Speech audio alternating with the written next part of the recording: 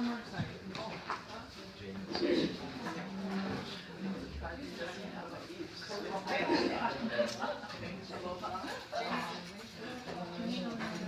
I'm going to stand up here because I'm live feeding myself. Okay. Okay. Aloha, everyone. Aloha. It's great to be here. My first time in San Diego, and very happy that Shali was able to host me here. I'm happy to be here face to face with all of you. I've been working. So let me just tell you a little bit about myself. I'm a mother, married for 14 years. I have 2 sons. One's 14 and one's 11. I live in Kuli'o'o on the island of Oahu, born and raised on Oahu. I work at the University of Hawaii, and I'm an advisor there. But I am just happy to be here. Nice. Yeah, awesome.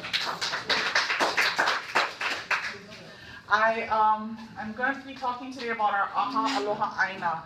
And I'm going to give you a presentation that we've been giving to the communities all over Hawaii, and now we're even coming to Mopohonu and giving presentations as well. So next slide. So we always start with some kind of pule or oli or olelo, and it's always about, for me, it's always about recognizing our ancestors, where we came from. We stand on their shoulders, and it's their mana that feeds us. So I'm just gonna do Kia Hawaii. Aue na ali'i o kia ui hala. E nana mai ama ko na pula pula o ne au e holo ne. E ala mai kako e na kini na mama o ka aina aloha. Aloha wale ia aina ko kako kahua. Aue ka ili e ko ho pue ho ia ne. E pai pai ho ia ka pohaku I pa amaila ke kahua hale hono ho. No kako e na pua e ho oluluai. E ala e ka I ka mahi ka palena I mua aloha ka leo ka lanakila.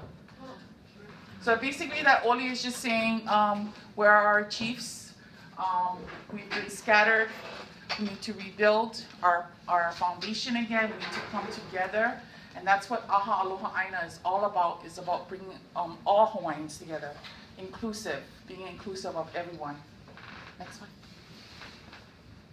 Okay, so again, standing on the shoulders of our ancestors, those who came before us, the Hui Aloha ʻAina, back in the 1890s, they were a political organization, and they protested the annexation of Hawaii into the U.S. The most famous quote right now, and this is just being repeated all over Hawaii right now: "Do not be afraid, be steadfast in aloha for your land, and be united in thought. Protest forever the annexation of Hawaii until the very last aloha ʻAina." And that was said by Kaulia, and that was in 1897, he said that. And also want to recognize 3 of our leaders that have just passed away in the last couple months. Dr. Kekuni Blaisdell. He was very, I can't even start to say what he's done for our movement, for our people, our lāhui. He's raised the idea of being an independent nation to a higher level and taken it to the United Nations. He's been all over, and he's much loved by our people. And Leandra, she worked with Makua Valley. She was a longtime resident there, and she fought for the bombing to stop in Makua and for the return of Makua Valley, which still has yet to happen. And Puhi Pau, who was a great Hawaiian. He was one half of Namako ʻAina, along with his other half, and he filmed the Waimanalo evictions. He filmed the San Island evictions. He was there at every protest. So his work lives on. So those are the people whose shoulders I stand on. Next one. Okay. So the humble goals of the ʻAha Aloha ʻAina should just kind of give you an idea of what the ʻAha Aloha ʻAina is.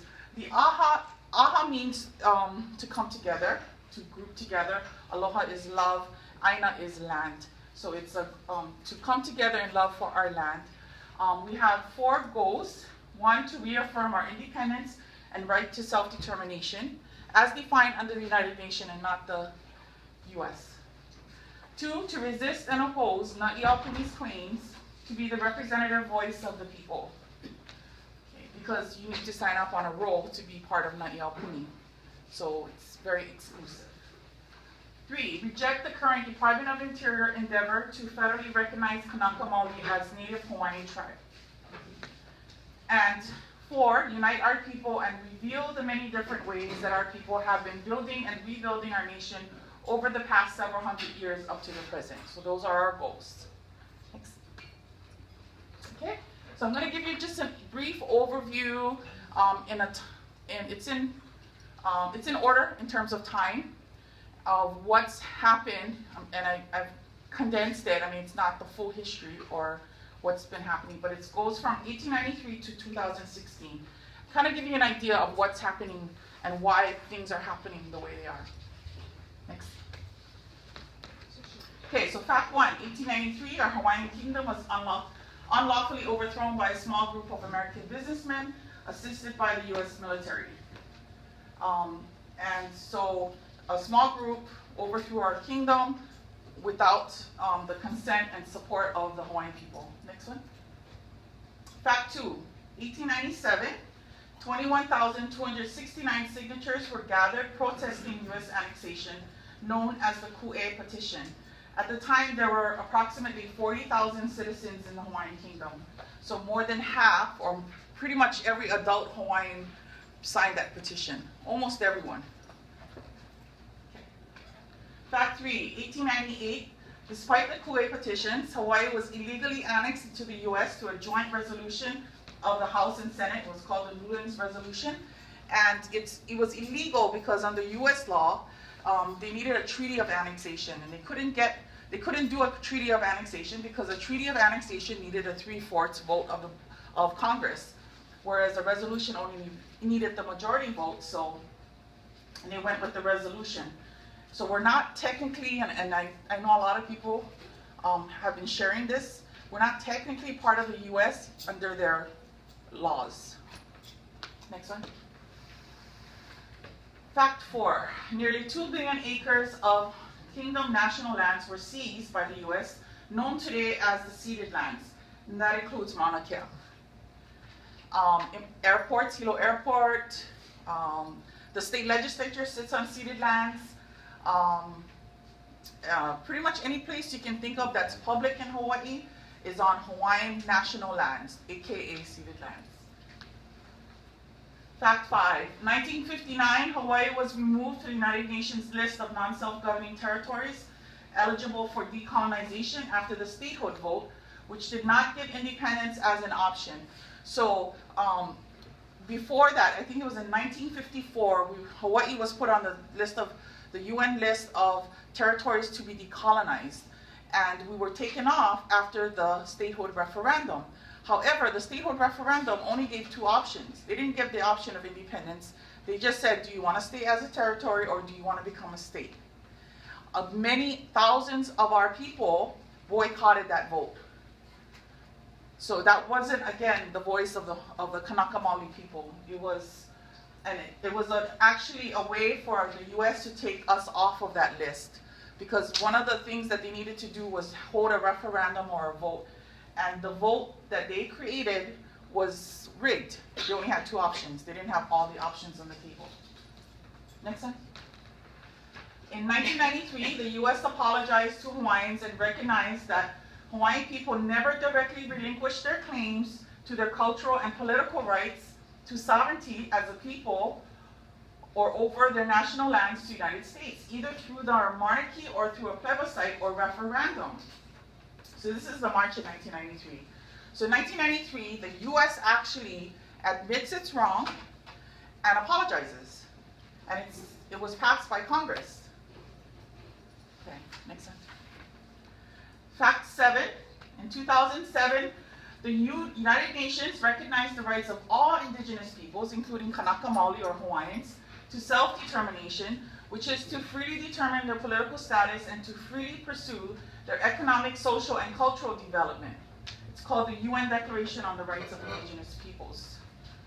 So that is it's a human right of all peoples in the world to actually freely determine their political status. That includes independence, status quo, federal recognition. You know, there's more than one status. There's not just federal recognition and status quo. Next one. Fact 8. So options for Hawaii as a nation. These are some of the options. Stay occupied by the U.S., get federally recognized by the U.S. as a tribe, become a compact of free association like the Marshall Islands, or return to being an independent nation. So these are the four, not the full range, but more options that are available to us, that should be available to us as Indigenous peoples with the right of self-determination. Fact 9, 2011, the Kana'i'olowalu role was created by the state of Hawaii through Act 195, and 5 role commissioners were appointed by the governor, Abercrombie, with the goal of enrolling 200,000 Hawaiians. Now, these are appointed state commissioners. Did anybody vote for them? No. So they don't really represent us. They were appointed by the governor. And so I don't know if any of you know this. This is former Governor Waihe'e Na'alehu Anthony, Kihoi was her Le Kihoi, Healani Went, and Robin Danner. Okay, next one. Okay, according to Act 195, only Kaho'olawe will be transferred to the new nation created through this process. Okay, so that's it. And 80% of this island is uninhabitable. Next one. Fact 10. Kana'i'olowalu spent at least $4 million of ʻAha Hawaiian Affairs trust monies to gather signatures for their role. And their goal was 200,000 signatures. 200,000 Hawaiians on the roll. Next one. Fact 11. In 2013, because they could only get, and it's not clear because again, it's not very transparent about what they're doing.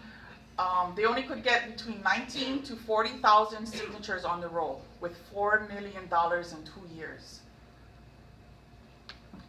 Okay. So in 2013, 2013, to counter that, they passed Act 77 and they transferred tens of thousands of names from 3 different ʻAha lists: Kauinoa, Operation Ohana, and ʻAha's Hawaiian Registry. Some of these, like ʻAha's Hawaiian Registry, were just to get scholarships. You sign up on it to get a scholarship or to get benefits as a Hawaiian, as you are entitled to from ʻAha. But these names were taken and put on this list that was for nation building. Okay, next one. Okay. And also, another tactic they used to bolster their list was they actually threatened Hawaiians. So that in an ʻAha newspaper, they said, if you don't sign up, you're going to lose all your rights. You're going to, your children's rights, you might lose your rights to lands, to monies. So these are a couple of the ads that were out. One says, let out, right? It's kind of scare tactics that they were using to sign up people on this roll. Okay, and then at the end of it, after Act 77, they had 125,000 Kanaka Maoli, or Native Hawaiians, on the roll. And yeah, and then we can go to the next one. Okay, fact 12. Okay, so this was all happening, what, in 2011, right? Act 195. 2013, Act 77. Then in 2014, the Department of Interior gives Hawaiians 5 days notice that they're coming to Hawaii to hold hearings on whether or not they should propose a rule to facilitate the creation of a Native Hawaiian nation. They gave us 5 days notice, but you know what happened? Hawaiians came out in the droves. And they didn't say yes, they said no. Okay, so in June and July of 2014, with only 5 days notice, the Department of Interior held hearings on every major island to determine whether or not they should promulgate a rule to facilitate the creation of a federally recognized Native Hawaiian tribe, oral testimony was given was overwhelmingly, was above 90%. Some places was 100% no. Overwhelmingly against the creation of a rule. However, these oral testimonies were not taken into account. They only took into account written testimonies. So isn't it strange that so you have Act 195 in 2011, 2013, Act 77, and now you have the DOI rule coming out with federal recognition? So you got to ask yourself, like, what was happening? So I don't have the picture with me, but Andre Perez always shares that picture. It's a picture of the Kana'i Olovalu commissioners in Washington, D.C., lobbying for the Department of Interior to propose these rules. They actually went to the Hawaii delegation to the U.S. Congress, there's evidence of it, and they went to the Department of Interior. So they were actually lobbying for these rules to come out. And when the DOI came to Hawaii, Hawaiians pretty much kicked them in the butt and said no. I mean, you should watch those. We have it on our website. You got to watch those testimonies. It's like mana and soul and tears, and it was just awesome. It was just beautiful. The next one. Okay, fact 13. December 2014, the Kana'i Olovalu list is transferred over to the newly created Na'iaupuni without the consent of the signatories. So then they transferred these names from 3 different lists on Kana'i Olovalu, 125,000 of them. That included myself and a lot of our kapuna that passed away. And they sent it and gave all that information to these 5 people who no one elected. I didn't even know who they were. I just know her. She's Kainamo'o's wife, the former administrator for ʻAha. That's, what's her first name? Paulette. Paulette, yeah. Paulette Namo'o. And that's Assam. He is the CEO for Lunalilo Homes. And 3 others that I don't know. I have no idea who they are. But they're tasked with creating a Hawaiian nation for me, my children, all of us, everyone in Hawaii. The next one. Fact 14. Kana'i Olovalu certified list of 95,000 eligible voters represents only 18% of Hawaiian population. Of those eligible to vote, many are listed without their knowledge or consent. There are also many duplicates and names of deceased. So that was a big problem too as well. When the ballots were coming out for the Na'iaupuni elections, a lot of families were getting ballots for their loved ones who had passed on, and it was very disturbing. And then they were trying to get their loved ones off the list, and they were told that they needed to show proof. So it was almost impossible to get your loved ones that are that had passed away off the list. And then they said something else too that was kind of interesting. They said that what if the descendants of those that passed away want their rights and entitlements under this new nation, so they're going to leave them on there. So it was pretty much impossible to get those names if you had a loved one that passed away off the list. So what they did with the 125,000 that they collected was they whittled it down to 95,000, and they said, okay, 95,000 are eligible to vote, but hundreds, there was an article that came out from Randall Aki, hundreds of these, and he only went back to about, I think it was like 2004, hundreds of the names were actually of people who were deceased. Next one. Okay, fact 15, in April 2015, despite the lack of history or community trust, the Office of Hawaiian Affairs awards Na'iaupuni $2,598,000 to create a Hawaiian nation. So, they weren't even a nonprofit. I don't know if anybody's ever applied for an ʻAha grant, but you need to show that you have done work in the community, you have worked with other organizations, and you need to be a nonprofit. But they had a fiscal sponsor, and they had basically no history in the community. Next. Okay, fact 16, October 2015, the Department of Interior proposes a rule that would create a federally recognized Native Hawaiian tribe, where all federal lands are off the table, giving the community only 90 days or until December 30th, 2015 to comment. There are only 2 teleconference hearings held. So the second round is, the first time the DOI came was, do you want a rule? The second time they came was like, okay, well, we created a rule, so now here it is, and give us your comments. And they only had 2 teleconference, which was on the phone, public teleconference that you could call in and give testimony. Okay, so next one. Oh, sorry, it's supposed to be fact 17. So February 2016, 151 unelected individuals from the Kana'i'olowalu list convened behind a locked gate. This is the locked gate. I'm not lying. And heavy security at the Royal Hawaiian Golf Course to create a governing document for a native Hawaiian nation. Next one. Oh, I gotta change my numbers. Anyway, February 22nd, 2016, 8 Na'iaupuni protesters were arrested outside of the ʻAha Na'iaupuni when they tried to enter the premises to present their concerns. So that's me.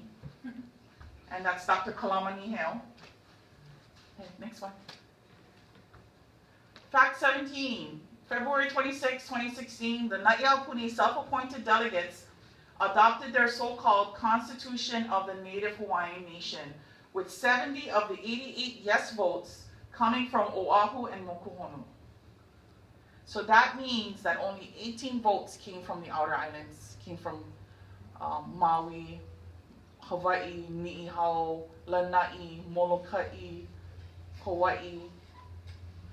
So 70 of the 88 yes votes came from Oahu and Mokuhonu, which is the continent, which is disturbing because it doesn't really reflect the people that live in Hawaii. Next one. What is at stake? Approximately 2 million acres of Hawaiian national lands, aka the ceded lands, aka public lands, for which we never relinquished our rights, and the U.S. recognized that, and it was actually, there was a court case back in 2008 that went all the way up to the Supreme Court, where the state tried to sell off ceded lands and they couldn't, because Hawaiians never relinquished their rights. We still have interest in that land. Relinquished our rights, and the state of Hawaii holds these lands in trust for us. Okay, next one. Sorry. I'm sorry, is it too much? No. It's okay? Okay. No. Okay, so I want to just go a little bit into the Department of Interior rules. So you can kind of see by looking at the timeline how Kana'i'olowalu, Na'iaupuni, the Department of Interior, they were all kind of coming out, you know, one after the other, almost in sync. So that, and it seems that they're going on this train towards federal recognition. So the update on the Department of Interior. Next slide. So in the Department of Interior 2014, that was in June and July, they gave advance notice of proposed rulemaking. And they solicited comments, and all these Hawaiians came out to the DOI public hearings, which were held all over the islands, and they pretty much told them, no, we don't need this, and go home. Okay, next one. And so the finding, what we did was a group of researchers, myself and a few other women that are active in the community. What we did was we went through the comments. We started reading them. There were 5,164 comments that were received, representing less than 1% of the total Kanaka Maoli population. Next slide. And then the second finding we found was that the Native Hawaiian Rule Commission, aka Kana'i'olowalu, submitted 741 testimonies in support of the rule in 2014 to reestablish a government-to-government relationship. And they did it between August 18th and August 19th. Most of them were unsigned. Is that the voice of the people? Almost 20% of the total comments. Almost. And the ones that are, the comments that are written are the comments that are counted, not the oral. Next one.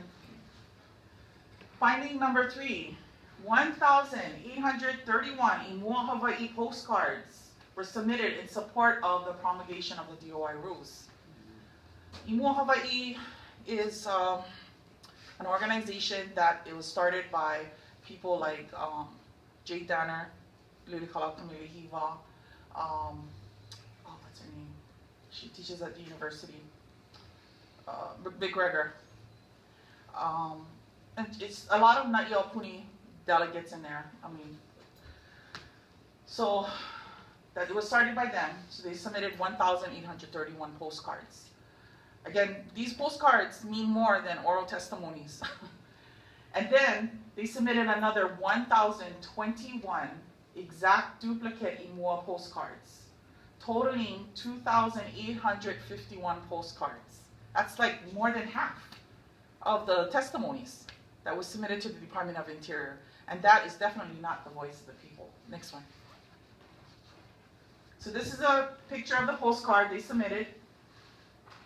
It totaled 55% of the total comments, and they were from ʻImua, Hawaii. So if you add that to the Kana'i'olowalu comments, that's almost like 70% of the comments. Okay, finding 4. Again, over 90% of the oral testimonies were in opposition to drafting a proposed rule, but they were not counted. And I have written emails, called them, sent letters asking why, and they really can't give me a straight answer. It's very interesting. Anyway, next one. Department of Interior 2015 procedures for reestablishing a formal government-to-government relationship with the Native Hawaiian community. So that was in 2015, and that started in October, ended in December. That just happened. Next one. So the DOI proposed rule and lands. So the current DOI proposed rule, Department of Interior proposed rule, does not provide for any land for Kanaka Maoli. The only land that is provided is Kaho'olawe. And they don't provide it directly in the DOI rule, but they say that the only land that we'll get is whatever the state wants to give us, which is Kaho'olawe. How's about we give that back to the state? Yeah, and tell them go live there. I know. And then all federal lands are off the table. So that's 898,637 acres of federally held lands on the main Hawaiian islands. And then that's 88 million acres of the Papahanaumoku National Monument lands. So all these lands, right off the bat, are off the table. We cannot negotiate for them. Next one. So finding number 1, there were 54,584 comments submitted. And again, we went through the comments. It was kind of brutal going through them. 50,535 of them were submitted late after the December 30th deadline. Okay, next one. An unknown person submitted 50,475 names, which were counted by the DOI on December 31st, 2016. It is questionable if those listed gave permission for their names to be submitted to the DOI. It is also unclear if they would be counted in support or in opposition of the rule, because of the way that what happened was they created a fake change.org petition. And on the petition, they had 50,000 names. And some of those names were people I know personally who had no idea how their names got on that petition. And that was submitted and accepted by the Department of Interior. So again, we did write to them and we did inform them that this is a fraudulent petition, and I don't know how many times I gotta say it to them, you know. So hopefully they got the message. Next one. Finding number 3. There were 1,639 comments in opposition to the proposed rule, some good news, submitted through the AINA lāhui website, which is our website, which we had form letters and we had people go in and kind of put in their own mana'o on the letters. Hundreds more were individual comments were also submitted in opposition. Okay, so if you're concerned about the Department of Interior rule, you can write to the delegation to the U.S. Congress. They're the ones that asked the Department of Interior in the first place, back in 2013, to please create a rule. So we need to write to them and tell the DOI to stop. Right now, the point we're at right now is there's a draft rule, and starting in this month, from this month all the way to December, the final rule can come out at any time. So we're asking the Hawaii delegation to the U.S. Congress to please talk to the Department of Interior, talk to Obama, talk to the Secretary, Jewel, and tell them that we do not want this rule to be finalized. And if you want to submit, it's on www.ainalāhui.com. You can also get it on all of our other websites as well. Next one. Okay, so just kind of give you a history about where ʻAha Aloha ʻAina came from. We started back in August 2015, and we were just a small group with Protest Na'iaupuni. We started to protest Na'iaupuni, and then we realized that a lot of people in the community didn't know what was going on with Na'iaupuni and this Kana'iolo Walu and the Native Hawaiian role, and so we wanted to do education, like real education. What basically ʻAha should have been doing with their $4 million. They should have gone out in the community, gave Hawaiians or Kanaka Maoli education, and told us all our options.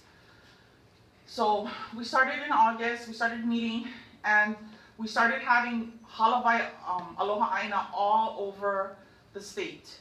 So we had in Kona, we had one in Maui, we had one in Kauai, we had a few on Oahu.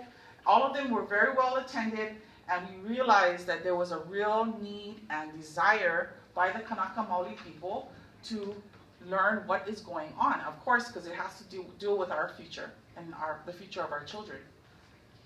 Okay, so then, and then we found out that Na'iaupuni is going to go ahead and hold their ʻAha. So we're like, okay, well, in January we're like, okay, well, we got to have our own ʻAha, an ʻAha that everybody can come to. You don't have to sign up on a roll to come to our ʻAha. You're not relinquishing any rights to any lands, and it's going to be an ʻAha where all voices will be heard. And so we met on January 10th, 2016, and we had our first ʻAha on February 21st on Maui. And we've been having ʻAhas ever since, all over the islands. We've had 14, I believe, so far throughout the Hawaiian Islands and Mokuhonu, with more planned. So we have one planned for Washington, D.C., and one planned for New York, coming up in this month, actually, this next week. So far we've reached out to 2,200 Kanaka Maoli, face-to-face. Thousands more in terms of our videos. We have a YouTube channel as well, so you can watch all of our ʻAhas on YouTube. Next one. Declarations. We also decided to create declarations. Basically petitions saying that, number one, we reject, a declaration reaffirming independence and protesting Na'iaupuni and U.S. federal recognition. So we have that declaration, and it's on our website. We're asking people to sign it, to sign on, and all of our supporters have signed on to this. Number two, declaration is rejecting Na'iaupuni and any governing document that they create. We created number two because not everyone can commit to independence at this time, because of course we need more education. We're not ready. But number two was more about, okay, we don't want a process that is exclusive, that scares our people, that wastes millions of our dollars on I don't know what, and is not transparent. Next one. In our ʻAha Aloha ʻAina, our process that we use is called the kino. It's an ancient process. Oh, thank you. It's an ancient process that was written about by David Malo in Hawaiian Antiquities. And it's a political process that predates any kind of Western political process that we have today. It's very ancient.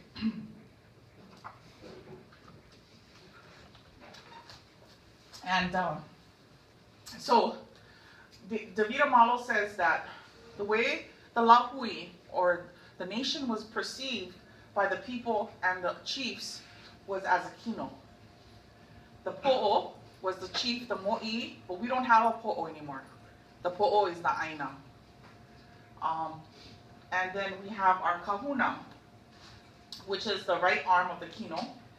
They are the spiritual and cultural leaders of our lāhui, the kumu, the educators, the healers, scientists, and the list can go on and on and on. And then the left arm of our kino, of our national kino, are the kalaimoku, the political leaders, the lawyers, politicians, economists. So if you think of Na'iaupuni and where they fit, they actually only fit in the kalaimoku portion of the kino. They're all political. It's all creating political documents and it's a political process that they're going through. They don't have all of the different parts of the kino represented. So that's the kalaimoku, is the political leaders, the lawyers, the politicians, the economists. For Nakua, which is the right foot of the kino, they are the warriors, the protectors, the resource managers, the law enforcers. They secure national interest. And then the left foot, or the left leg, is the mahiai and lawai'a. They're the farmers, the gatherers, the resource cultivators, production, and regenerists. So we have these different ones. These are the traditional ones. And then we added the manovai, which is the circulatory system. And the manovai are the graphic artists, the communicators, the ones that keep everybody in the loop, right? So they're the technology people, the networking specialties. So this is the process. When we have our ʻAha Aloha AINA, we use this process. This process works. That's all I want to tell you. It works. Because what happens is, when you come into the ʻAha Aloha AINA, you choose which part of the kino you belong to. You choose. We don't tell you where you go. You choose. I consider myself under the kahuna. And then we have lawai'a. When we went to Molokai, most of the people in Molokai were lawai'a mahiai, which I thought was interesting. So, you know, you go to different places in the islands and you see where some of the strengths are. But so you come in, you choose which group you belong to, and then what you do as a kino, as the nation, is you get posed the question, and then you talk about that question and how you're going to move forward. So, for example, Molokai. When we had our ʻAha Aloha AINA there, one of the big issues on Molokai was water. And so what we did was we broke out into groups, and everyone had to come up with strategies on what we can do for this upcoming water hearing that was being held on Molokai, like 4 days later. So we all broke up. The kalaimoku came up with some political strategies, and kahuna came up with some educational strategies and so forth, and then whittled it down, and then we came up with some sayings, and we came up with something very concrete, which is, you know, without water there is no life. And we came up with a saying, and we also came up with a strategy to get as many people there to the water meeting and testify. So that's kind of like just an overview of how it works. I'm not an expert on the kino. I'm more through the history of how we got to this point. But the kino is just amazing. It's very, because it's ancient and it's cultural, somehow it seems very right to use this kind of political process and not a Western process. Okay, next one. So these are the different parts of the kino, and everyone kind of chooses their own part or section of their kino. And hopefully one day we can have a workshop on the kino with all of you folks. It's pretty cool. Okay, next one. And then, so to kind of conclude with everything, ultimately it's your choice where you want to go. We're not telling you where to go, but it is your choice to choose your pono path. But we do believe, because of the lack of transparency, because it's a state-controlled process, because the representatives are unelected, and because you need to sign up on a roll to be part of this process, that the na'iaupuni process is not good, that nothing good can come out of that process. So when you compare na'iaupuni and the ʻAha ʻAina, na'iaupuni exclusive, you have to sign up on the Kanaiolo Valero to be part of that process. ʻAhahuiKiwila, anybody can be on this process. Na'iaupuni uninformed, ʻAhahuiKiwila informed. Na'iaupuni is secretive. I had to go to court, and I was charged with trespassing for trying to enter into an ʻAha that was funded by my trust funds by ʻOha, and you know, I was charged with trespassing. So, and we're transparent. You know, anybody. We even have na'iaupuni delegates come to our ʻAhahuiKiwila, and we welcome anyone to come. Short-sighted because they're not seeing the bigger picture. It's about getting that DOI rule and not about preserving our rights to our lands for the future for our children. We're long-sighted. Na'iaupuni is rushed. ʻAhahuiKiwila is planned. So again, they're rushing it through. They have a timeline. They want to do this. They want to have the Constitution ratified before Obama leaves office. Okay. It's partial. We're complete. We provide hope. We don't threaten people to jump on board with us. We don't put ads in the paper saying you're going to lose all your rights. So kind of like, just kind of give you an idea of the difference between our process and the na'iaupuni process. The next one. Okay, so we encourage you to take a stand. What's going to happen next is they're going to take this Constitution of the Native Hawaiian Nation and they're going to take it out to be ratified. That is within, if you read the DOI proposed rules, it's in the proposed rules that the Constitution has to be ratified by at least 30,000 kanaka maoli. 9,000 of them have to be from Hawaiian homelands. Now, if you think about it, half of our people live on Mokuhonu, at least. The other half live in Hawaii. They don't need us in Hawaii to ratify that Constitution. They need you guys to ratify the Constitution. So that's why we're focusing more on Mokuhonu now, because we believe that it is going to be a real focus on the Mokuhonu people, or Mokuhonu Kanaka Maoli. But they do need the Hawaiian homelands, and that's where the SHA comes into play. So SHA, Council for Hawaiian, Council for Native Hawaiian Advancement, and I know the Civic Club Association supports the na'iaupuni Constitution. Okay, so we're asking you to please sign the declarations rejecting na'iaupuni and reaffirming independence. They're found on our websites, ahaalohaina.com, protestna'iaupuni.com. Do not vote to ratify the Constitution of the Native Hawaiian Nation. Don't do it, please. Remove your name from the Kanaiolo Valero. You can still do it. There's a link on our websites. Plan an ʻAhahuiKiwila meeting in your community. Join our coalition. Anybody can sign up and be part of our coalition. We have over 40 organizations, groups, sovereignty groups, businesses, part of our coalition. Participate in our Facebook groups. We have a Protest Na'iaupuni and AhahuiKiwila 2016 Facebook group. Submit a letter to the Hawaii delegation to the U.S. Congress asking them to stop the finalization of the DOI rule. So these are things that you can do. It doesn't take much time. Some of them, you just put your name on there. But that's our mana'o and our perspective.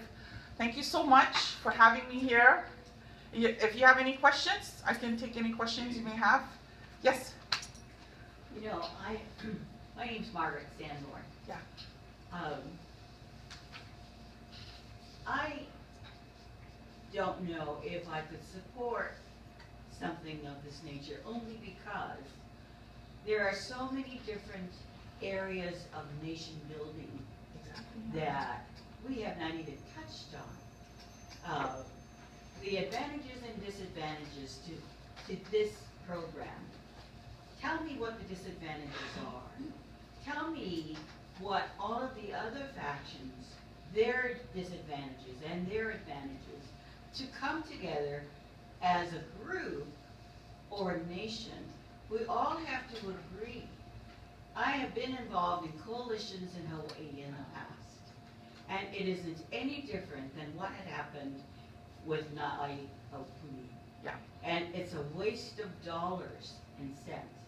And I really do think that if the factions could get together and say, this is the advantage of belonging to XYZ. This is the disadvantage. But we all need to know the advantages and disadvantages before I will even sign anything.